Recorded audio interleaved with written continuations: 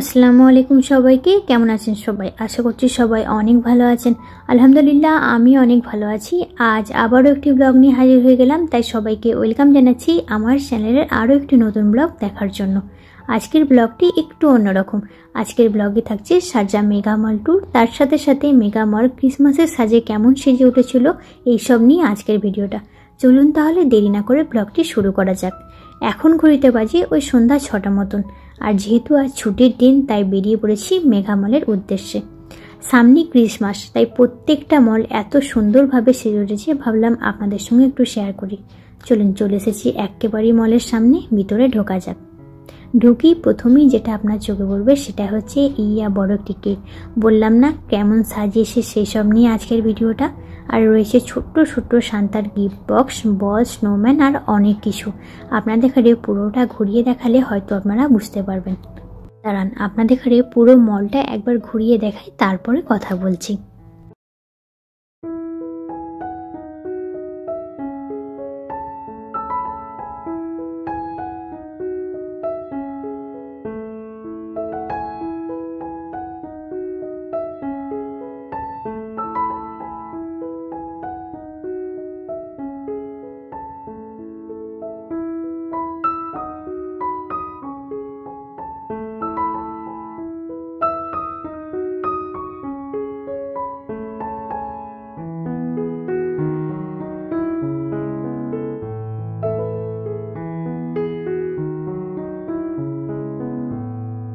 ক্রিসমাসের জন্য এই ডেকোরেশনটা এতটাই সুন্দর করে তুলেছিল যে বাচ্চা তো দূরের কথা, বড়দেরও অনেকখানি মন কেড়ে নিয়েছে।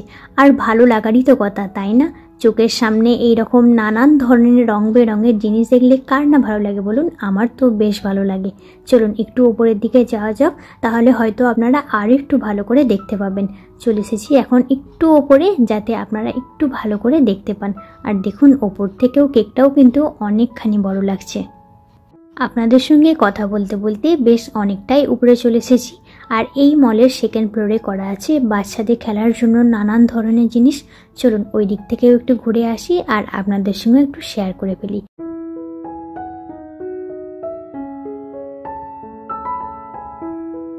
চলে এসেছি এখন এই দিকটায়, আর অনেক বাচ্চাদের ঘরে এখানে আপনারা খেলতেও দেখতে পাবেন। আর ওখানে ছিল গরু, ঘোড়া, মাছ, এই ধরনের সমস্ত কিছু রাখা আছে।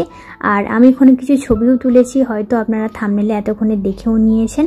আমি যখন ছবিটা তুলছিলাম, একটি গরু রাখা ছিল, সেই গরুর পেটের মধ্যে সামান্য একটু বসার জায়গা ছিল। সেখানে বসে যখন আমি ছবি তুলছিলাম, আমার পাশে একটি বাচ্চা খেলা করছিল। ও আমার কাছে এসে আমার মুখের পানে তাকিয়ে হাসছিল যে, আর বলছিল যে আমিও বসবো।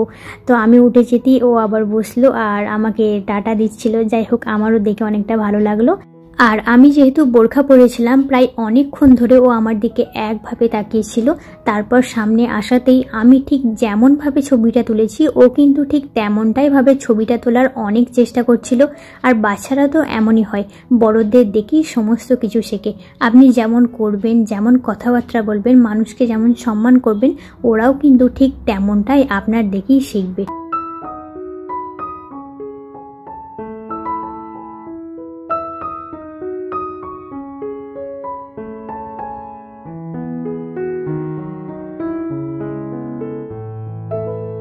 অনেক তো হলো ঘোরাঘুরি, এবার কিন্তু অল্প অল্প খিদেও লেগে গেছে।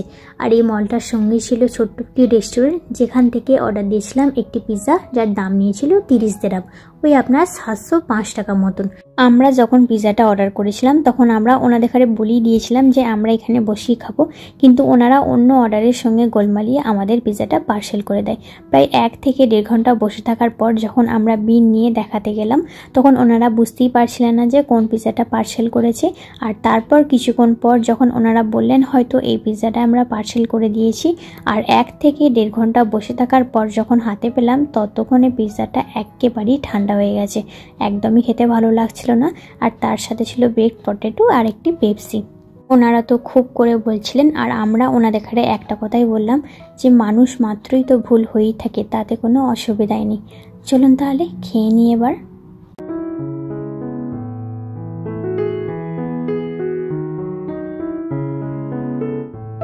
কিছুক্ষণ আগেই দোলনাটা বন্ধ ছিল, কারণ চাপার তেমন কেউ ছিল না। আর এখন দেখলাম 3-4 জন বাচ্চা চেপেছে, তাই দোলনাটা চালু করেছে।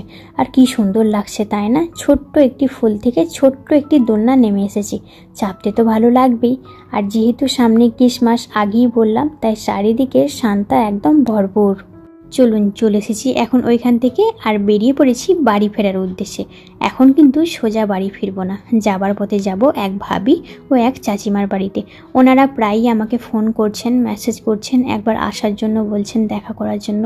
কিন্তু এই কদিন ধরে আমার শরীরটা এতটাই অসুস্থ ছিল যে আমি তাদের সঙ্গে দেখা করতে পারিনি। আর ওনারা আমাকে এতবার করে বলছিলেন যে আমার অনেক খারাপ লাগছিল।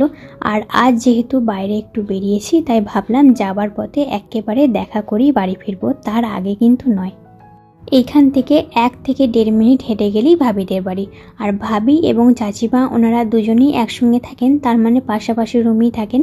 তাই একটি বাড়িতে গেলেই দুজনের সঙ্গে কিন্তু অনায়াসে দেখা হয়ে যাবে।